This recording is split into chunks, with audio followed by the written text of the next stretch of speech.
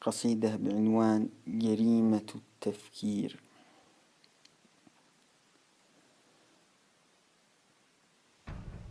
لست أدري يا حياتي، لست أدري هل سيبقى بعد موتي ذكر شعري؟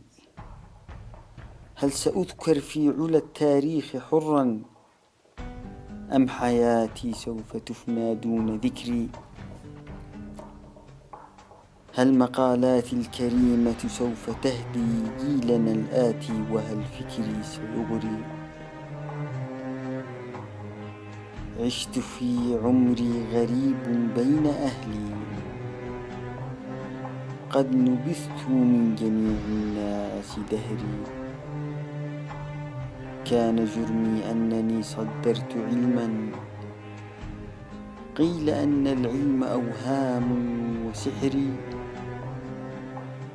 أنني آمنت في نور العقول، صار فكري عندهم جهل وكفر. قد مزجت العلم بالإيمان يوما، من كلا النورين استخلصت عطري. قلت أن نساءنا لسنا عبيد، هن شريكات الرجال بكل أمر. ليس في جنسي ولا ديني ولوني، قد تميزت على من عاش عصري. عشت لا أعطي القداسة أي أمر، آمنت أن البحث بالإنسان فطري.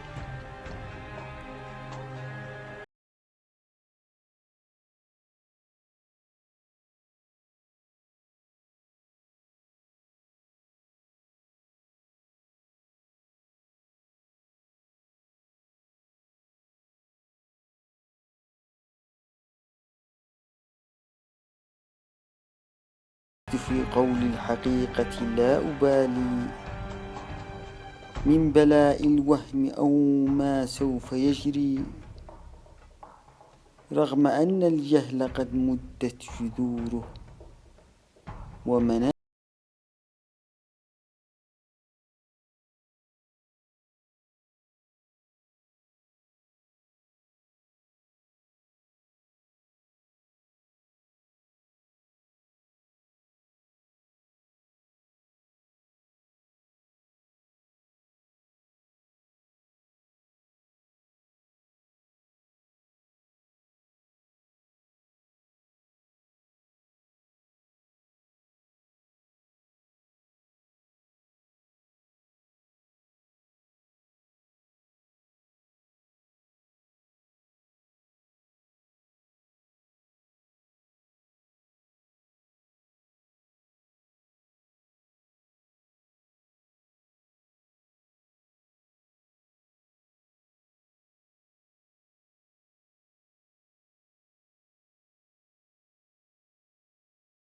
الحق ينادي أحرف كتبي وأقلامي وحبري.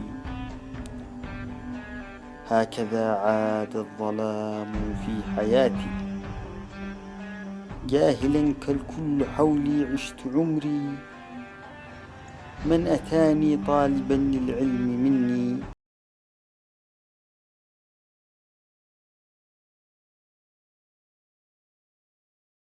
من للحقائق قد سألني. دعك مني قد سئمت ولست أدري، رغم كل الحرب ما عانيت منه.